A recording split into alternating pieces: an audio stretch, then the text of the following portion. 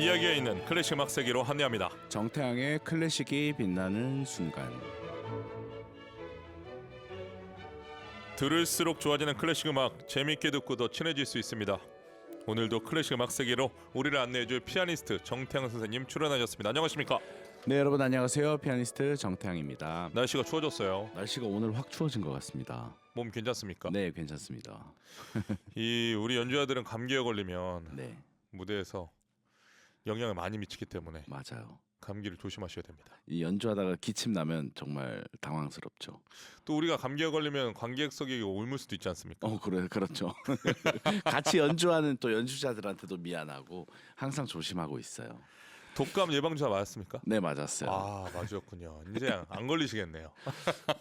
네. 자, 오늘 소개해 주실 거 어떤 곡입니까? 오늘은 슈베르트의 내 손을 위한 환상곡입니다.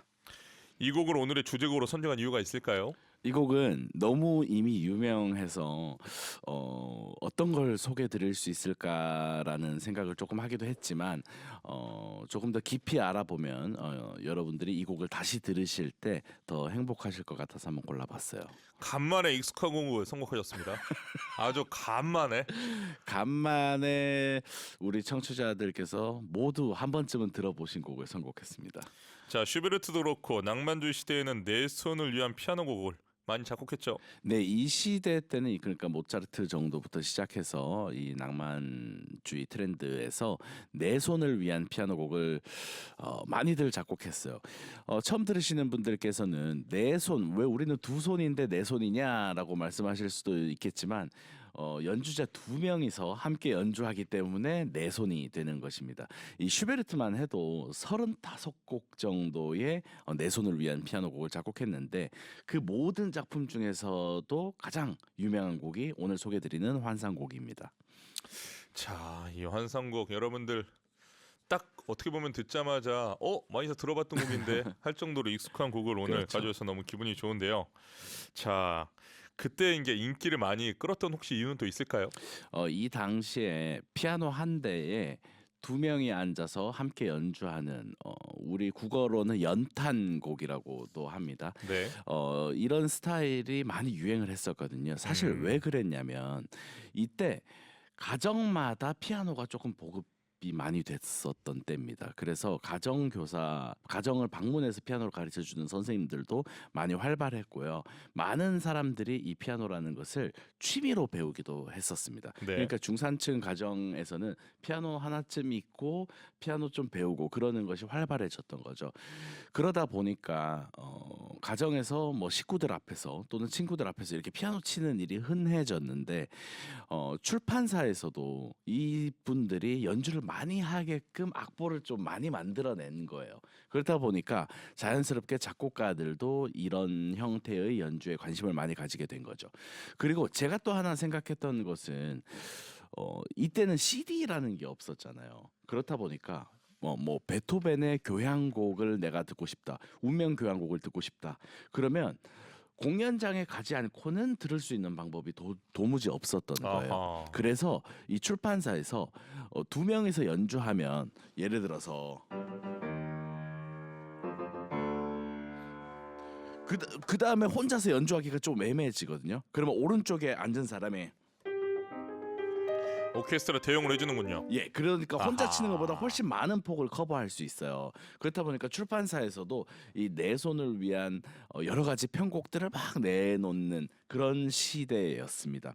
그리고 한 사람이 연주하면 어려울 것도 두 사람이 연주하면 조금 쉬워지잖아요. 그러면서 더 풍성해지잖아요. 그래서 이 슈베르트도 이 장르를 이 음악사 중에서 예술의 경지로 올려놓은 사람 중에 한 명이라고 할 수 있을 것 같습니다. 포엔즈를요. 네, 그래서 이 슈베르트가 1828년 1월에 이 환상곡 작곡을 시작했고요. 이게 쓰다가 조금 막혔나 봐요. 그러다가 4월에 마무리를 했습니다. 이 시기에 슈베르트는 걸작들을 막 쏟아내는데 뭐 현악 5중주나 현악 4중주 그리고 뭐 연가곡 겨울 나그네 이런 것들이 있습니다. 그리고 이 작품이 슈베르트가 세상 떠나고 나서 4달 있다가 출판이 되었습니다. 자, 이 작품을 제대로 이야기 위해서는 슈베르트의 사랑 이야기를 빼놓을 수 없겠는데요. 그 슈만의 사랑 얘기, 쇼팽의 사랑 얘기 이런 거 많이 들어보셨잖아요. 네. 근데 슈베르트의 사랑 얘기도 뭔가 스토리가 하나 있을 것 같은데 잘 모르시는 경우도 있으신 것 같아요. 두 가지의 사랑 이야기가 대표적으로 있어요. 이 슈베르트 작품을 이해하기 위해서는 이 슈베르트의 한마디로 이 연애사를 좀 알아야 된다고 이야기를 합니다. 바로 테레제, 그러니까 제가 이제 풀네임은 기억하기 쉬우시라고 제가 퍼스트 네임만 얘기할게요. 그래서 이 테레제라는 여성이 있었고 예. 또 카롤리네라는 사람이 있었습니다. 이 두 사람이 각각 다른 방식으로 이 환상곡의 정서적 배경을 이루는 것 같습니다. 그래서 먼저 테레제와 얽힌 이야기인데요. 이 슈베르트가 황금 같은 마음을 가진 여자라고 이야기했다고 합니다. 어떤 이유에서죠? 이 1814년에 어느 교회가 100주년을 맞아서 미사곡을 슈베르트에게 의뢰를 했는데 슈베르트가 이때 17살이었습니다. 이 17살에 첫 미사곡을 단기간에 완성을 했거든요. 예. 그런데 이 미사곡은 성악가들이 출연을 하거든요. 그런데 그 중에서 중요한 소프라노 솔로를 이 이웃 소녀였던 테레제가 맡게 됩니다. 이 과정에서 작곡가와 이 작품의 소프라노 솔리스트가 사랑의 감정이 싹튼 거죠. 그 나중에 이 슈베르트가 남긴 이야기 중에 그녀는 아주 예쁘지는 않았고 아하. 얼굴에- 위험한 발언입니다. 아주 네. 얼굴에 곰보 자국도 있었는데 네. 그녀에게는 마음이 있었어. 황금 같은 마음이 있었어. 3년 동안 그녀는 내가 결혼해 주기를 바랬지만 나는 우리 가정을 부양할 만큼 안정된 직업을 얻을 수 없어서 그녀가 떠나갔다. 이런 말을 남겼습니다. 그러니까 이 당시에는 결혼을 하려면 안정적인 직업이 필요했는데요. 이 안정적인 직업이 이 음악가들에게 있을 리가 없잖아요. 우리 지난주에 클라라 슈만의 아버지가 슈만을 엄청 반대한 이야기 드렸잖아요. 네. 그래서 뭐 슈베르트가 스타 연주자도 아니었고 그렇기 때문에 이 테레제라는 여인은 아주 부유했던 제빵사와 결혼을 하게 되었습니다. 아주 유명한 얘기지 않습니까? 유명한 얘기입니다. 예. 그래서 슈베르트가 뭐 빵을 물고 울었다 뭐 이런 이야기도 있더라고요. 그래서 그런 이야기가 있습니다. 테레즈 그로프 아버지도 그 클라라의 아버지처럼 네, 반대했습니다. 그렇죠. 아, 이때 이 아버님들 대단하셨나 봐요. 아버님들의 반대가 많습니다. 그렇죠. 특히 음악가 그 사이를 대상으로. 그렇죠. 그렇죠. 그리고 뭐 그 다음 스토리도 또 재밌는 스토리가 있습니다. 네. 이 두 번째 사랑이 그래서 시작되었는데요. 카롤리네라는 여인입니다. 슈베르트가 이 헝가리의 어느 저택으로 초청이 돼서 자매의 음악 교사로 일을 했습니다. 네. 그래서 거기서 상주하면서 작곡도 하고 연주도 하고 또 가르치기도 하고 그러다 보니까 뭐 재정적으로는 조금 안정이 되었겠죠. 그리고 나서 나중에 이 슈베르트가 이 도시로 돌아왔는데 그때 만났던 이 카롤리네라는 여인을 보고 다시 사랑에 빠졌습니다. 그래서 이 당시에 작곡가들이 뭐 친척, 친구랑 편지를 주고받는 게 되게 많아요. 네. 이 여인에 대해서도 편지에 슈베르트가 기록을 남겼거든요. 어떤 매력적인 별이라는 표현을 썼어요. 슈베르트는 뭐 가곡을 많이 작곡한 만큼 거의 시인이었던 것 같아요. 이 카롤리네라는 여인이 슈베르트의 음악을 되게 존경을 했었습니다. 그런데 이 귀족 집안의 딸이 평민 음악가와 결혼을 하는 것은 사실상 불가능했겠죠. 그래서 슈베르트 친구도 이렇게 회상을 합니다. 슈베르트가 사랑하는 제자 곁에 조용히 앉아 있는 것만으로도 만족해 보였지만 그 고요함은 오히려 사랑의 화살을 그의 가슴 속 더 깊이 찔러넣고 있었다라고 이야기했습니다. 그리고 이 카롤리네라는 여인이 슈베르트에게 장난스럽게 왜 나를 위한 작품은 없어라고 물으니까 슈베르트가 이렇게 대답합니다. 그럴 필요가 있을까요? 제 모든 음악이 이미 당신을 향해 있으니까요. 이렇게 로맨틱한 이야기를 했다고 하고요. 예, 정말 로맨틱하네요. 하지만 네. 다 이루어지지 못해요. 이 슈베르트가 사실 그래서 굉장히 있을쓸한 나중에 시간들을 많이 그렇다니까 너무 이 낭만적이면 안 됩니다. 적당히 낭만적이어야죠. 아니 정말 이 언어들이 와. 그 어쨌든 슈만도 결국에 결혼하잖아요. 그리고 그렇죠. 쇼팽도 조르주 상드와 함께 사랑을 결국 이루지만 이 슈베르트는 예외였습니다. 네, 슬픕니다.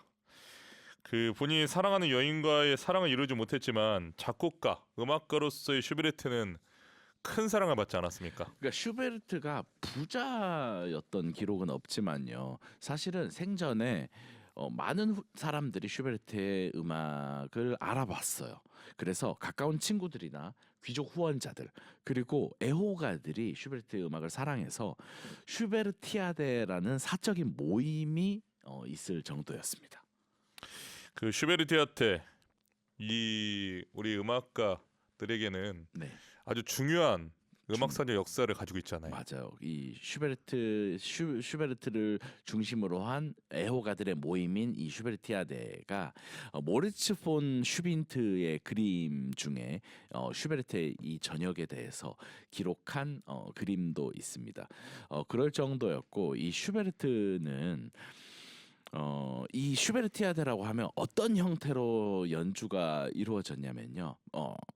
유럽의 조금 큰 집, 그러니까 그 거실에 피아노가 놓여져 있고요. 슈베르트가 앉아서 피아노를 치고 그리고 주변에 뭐 성악가들이 노래를 부르기도 하고 그렇게 해서 슈베르트가 작곡한 작품들을 서로 듣고 이야기하는 그런 모임을 뜻합니다. 그래서 오늘날에도 이런 스타일의 음악회를 슈베르티아데라는 이름을 붙여서 하는 경우도 있는 것 같아요. 자, 그 슈베르티아데의 여러분 모습을 꼭 보여드리고 싶은데 검색하면 바로 나옵니다. 슈베르트를 사랑하는 정말 그 친구들이 슈베르트의 마음이 또 이렇게 강하지 않을 때가 많이 있었잖아요. 네. 그때 이 모임을 통해서 작곡가로서 위로도 받고 또 힘을 받았던 것으로 우리가 추측이 되고 또 문헌을 통해서 알 수가 있는데요. 한번 사진 보시면 또 흥미롭게 보실 수 있습니다. 자, 오늘의 주제곡 내 손을 위한 환상곡은 어떤 특징 가지고 있습니까? 공교롭게도 지난주에도 환상곡이고 오늘도 환상곡이에요. 저 스타일은 다르지만요. 전혀 다르죠. 그렇죠. 네. 이 환상곡도 사실 4개 부분으로 나눠져 있는데 사실상 하나의 어떤 주제를 관통하고 있다고 할 수 있을 것 같아요. 그래서 어떤 악장마다 조금 비슷한 구석들이 많이 있거든요. 예. 그런데 이 작품이 내 손을 위한 많은 작품 중에서 어떻게 가장 유명해졌냐 생각을 해봤더니 1악장 오늘 들려드릴 악장은 1악장인데 사실 내 손이기 때문에 오늘 저 혼자 들려드리기는 쉽지 않을 것 같아요. 저도 2손밖에 없잖아요. 그래서 약간의 예를 들어드리면 피아노의 저음부에 앉은 사람이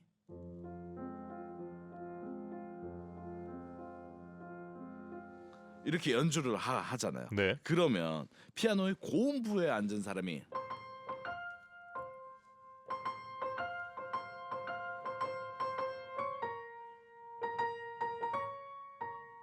이렇게 연주를 합니다. 이렇게 각각 들으니까 이거 무슨 곡이지? 약간 낯설다 하실 수 있는데 제가 한번 합쳐 볼게요.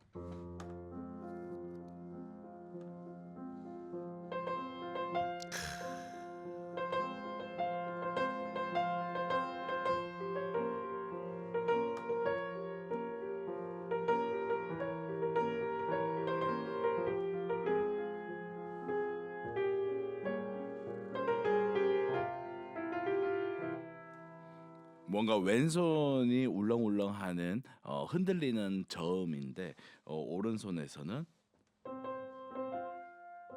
굉장히 절제되어 있는 어떤 멜로디를 제시를 합니다. 그래서 슈베르트 작품에서 어떤 이제 평론가들은 이 곡의 이 조성이 슬프고 울부짖음이고 또 무덤을 향한 뭐 갈망이다 뭐 이런 얘기를 하긴 합니다. 그런데 이게 과장되었을 수는 있지만은 우리 듣는 사람들로 하여금 뭔가 상실에 관한 어떤 색채를 띠는 것은 분명한 것 같습니다. 그래서 그런 정서를 가장 잘 표현하는 반주와 멜로디가 아닌가. 그래서 가장 유명하지 않은가라는 생각을 합니다. 그 슈베르트 작품에서 F 단조 조성도 좀 의미가 있지 않습니까? F 단조 조성이 항상 뭔가 그리움 그리고 뭐 잃어버린 것들 그런 것에 대한 이야기를 많이 하는 것 같습니다. 네. 여기서 이제 음악을 들어보려고 하는데요. 오늘 어떤 피아니스트 가져오셨습니까? 오늘은 마르타 아르헤리치랑 미카엘 플래트니오프 연주를 가지고 왔어요. 서로 아주 상반되는 피아니스트 두 분이라고 저는 생각이 드는데요. 사실은 마르타 아르헤리치랑 이제 피레스가 연주한 것을 가지고 오고 싶었는데 네. 좋은 음질의 것은 없었고 마르타 아르헤리치랑 피레스도 굉장히 다른 스타일의 연주자인데 아르헤리치와 플래티노프도 굉장히 다르다고 생각이 들어서 다른 두 분이 피아노 한 대 앞에서 어떻게 연주를 해가시는지 그런 것들을 함께 나눠보고 싶었어요. 두 대가의 피아노 연주를 들을 수 있겠군요. 네, 그렇습니다. 자, 슈베르트의 네 손을 위한 환상곡 F 단조 도이치문호 941악장 알레그로 몰토 모데라토를 마르타 아르헤리치와 미하일 플래트니오프의 피아노 연주로 감상하시겠습니다. 슈베르트의 네 손을 위한 환상곡 F 단조 도이치문호 941악장을 알테그로 몰토 모데라토였습니다. 피아니스트 마르타 아르헤리치와 미하일 플래트니오프 연주로 감상하셨습니다. 8405님 와우 피아노 소리에 가슴이 녹아요 보내주셨습니다. 김수미님 태어난 지 40일 지난 아기 안고 정클크를 들어요. 아름다운 피아노 연주에 아들이 편안해하는 것 같네요. 와 김수미님 출산 축하드립니다. 40일 이제 한 달이 막 지났네요. 천사 함께 보내는 시간 어떻습니까? 봐도 예쁘죠? 수미님 클래식 음악 많이 들려주세요. 분명 아이가 좋아할 겁니다. 이 곡은 보통 한 대의 피아노에 두 명의 피아니스트가 나란히 앉아서 연주하는데 방금 들은 앨범 이 마르타 아르헤리치와 미하일 플래티노프는 두 대의 피아노를 서로 마주보고 연주를 했는데 두 분이 어떻게 좀 싸운 겁니까? 같이 같이 나란히 앉기 싫으셨을까요? 모르겠어요. 기획자가 하라고 하니까 하실 분들은 아닐 것 같고요. 그러니까요. 그렇죠. 분명히 본인들의 의지가 네. 담겨 있을 텐데 여러 가지 상상하게 되네요. 근데 이 음반을 저도 들었을 때 이 플래티노프가 조금씩 이렇게 약간 다르게 치는 부분들이 있어요. 약간 화성을 약간 풍부하게 이렇게 즉흥적으로 넣기도 하고, 그러니까 그런 것을 위해서 두 대의 피아노로 나눠서 치시지 않았을까? 아르헤리치가 받아들입니까? 받아들이실 것 같아요. 그래요? 그분은 이런 음악적인 포용력이 되게 넓으신 분이라서. 그래서 그래서 어쨌든 이 두 거장이 너무 다른 분들이 이렇게 연주를 하는데 정말 아름답죠. 그래서 뭐 딱히 할 말이 없는 것 같은데요. 그렇습니다. 그냥 나눠 앉으셔라 뭐 이런. 이미 첫음 들어갈 때 끝났습니다. 그렇죠. 와 예, 정말 아름다우신 것 같아요. 다른 세계로 그냥 다른 바로, 세계로 안내하는 음악인 것 그저 같아요. 안내를 했습니다. 네. 자 지금 들은 1악장 솔직히 저는 너무 아쉬운데 네.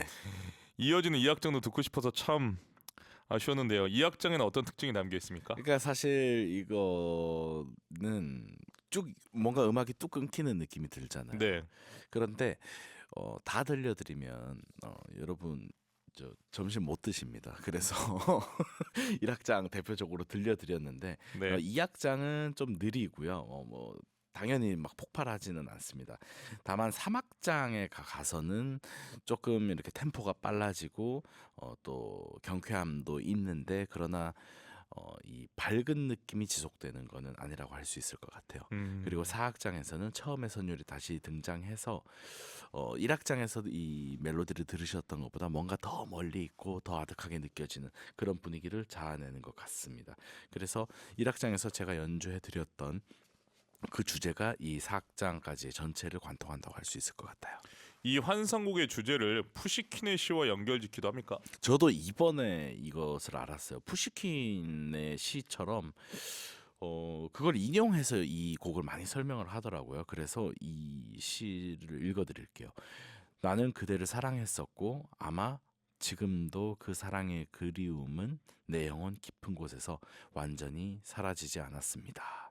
뭔가 이 부드럽지만 포기하지 못하는 감정 그리고 멀어져야 하지만 남아있는 마음 이것이 이 환상곡 전체를 지배하는 어떤 정서라고 많이들 이야기를 하더라고요. 그래서 오늘 이렇게 한번 소개해드려 봅니다. 이 작품이 리스트에게도 영향을 줬습니까? 리스트가 슈베르트의 음악을 많이 존경했다고 해요. 네. 그래서 슈베르트의 작품을 정말 많이 편곡을 했습니다. 진짜 리스트는 뭐 정말 많은 사람의 작품을 편곡했는데 슈베르트 것도 많이 편곡했어요. 그런데 이 환상곡을 듣고 나서 리스트는 피아노 음악이 어디까지 갈 수 있는가라는 생각을 했던 것 같아요. 그래서 리스트의 후기의 피아노 음악에 어떤 많은 영향을 주었다고 생각을 합니다. 흥미로운 부분이 하나 있는데 슈베르트가 이 자신의 연주회에서 이 곡을 연주하려다가 직전에 뺐다는 이야기가 있어요. 그렇대요. 그 사실 확인이 되지 않는 이야기라서 여러분들에게 드리는 것이 조금 애매하긴 하지만 여러 가지 생각을 할 수는 있을 것 같아요.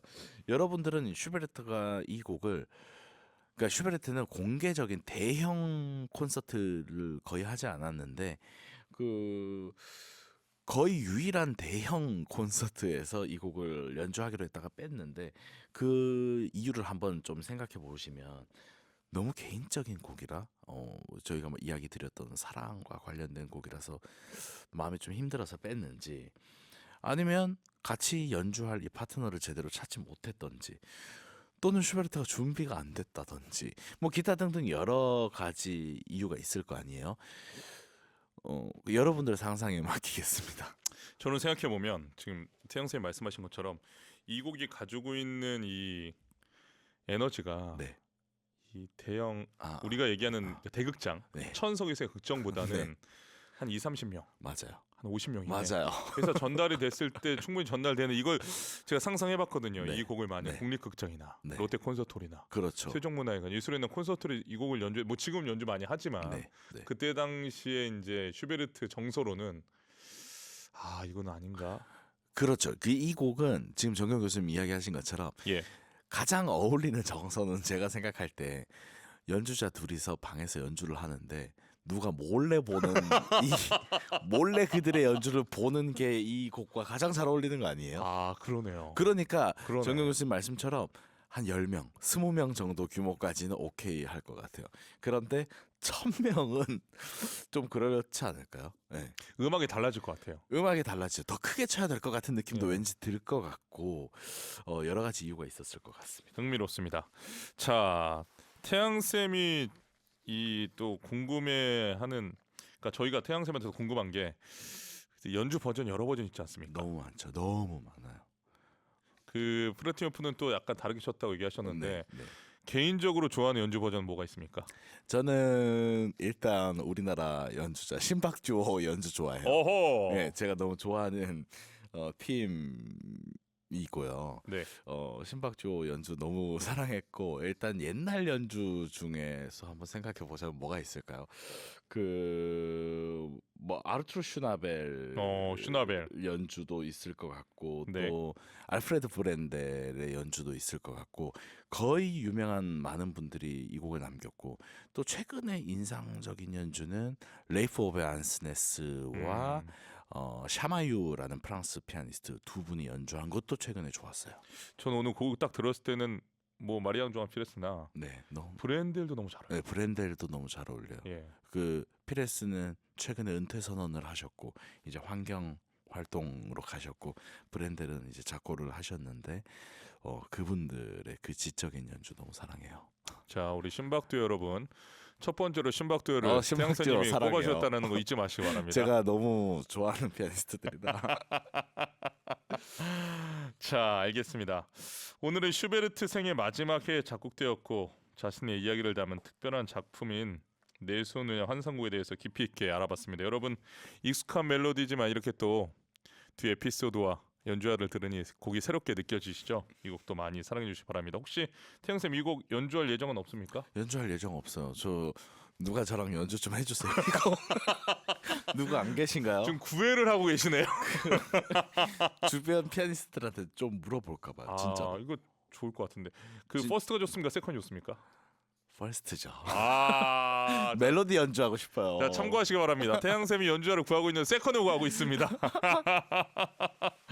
자, 알겠습니다. 자, 감기 조심하시고 네, 여러분 추운 날씨에 건강하세요. 한 주 동안 건강하시기 바랍니다. 네, 감사합니다. 다음 주에 뵙겠습니다. 태양샘 보내드리면서 에밀 폰 좌우의 피아노 협주 1번 2단조 사막장 까바티나 라르게토 아모로소를 피아니스트 스티븐 허프와 로렌스 포스터가 지휘하는 시티 오브 버밍엄 심포니 오케스트라 연주로 들려드립니다.